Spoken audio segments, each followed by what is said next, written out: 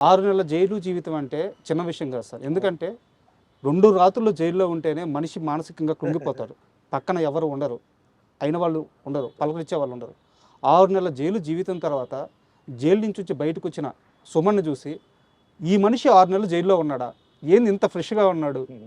అంటే ఒక మల్లె పువ్వులాగా తిరిగొచ్చారంట. ఆ 6 నెలల కాలంలో ఫిజికల్‌గా గానీ, మెంటల్‌గా గానీ మీరు స్ట్రాంగ్‌గా ఉండడానికి జైల్‌లో ఏం చేశారు? First point karate sir. Okay. Karate నాకు మెయిన్ బేస్ అక్కడ. అక్కడ కూడా జైల్లో కూడా కరాటే ఎక్సర్సైజే హ్మ్. నేను చేసేవాడిని. తర్వాత జైల్లో ఉన్న ఖైదీలు ఎవరైతే ఉన్నారో వాళ్ళని చాలా బాగా చూసుకున్నారు సార్. ఖైదీలా? ఎప్పుడు నేను అందుకే సెక్యులరిజం అనేది నాకు చిన్నప్పుడు సెక్యులరిజం నేను పుట్టింది హిందూ ఫ్యామిలీ. నా పక్క ఇల్లు ముస్లిమ్స్. హ్మ్.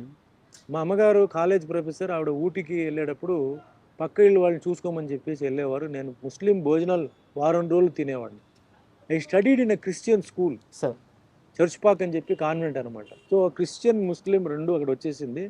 స్కూల్లో నాకు Parsi friends, Buddhist friends, Jain friends ఉండేవారు.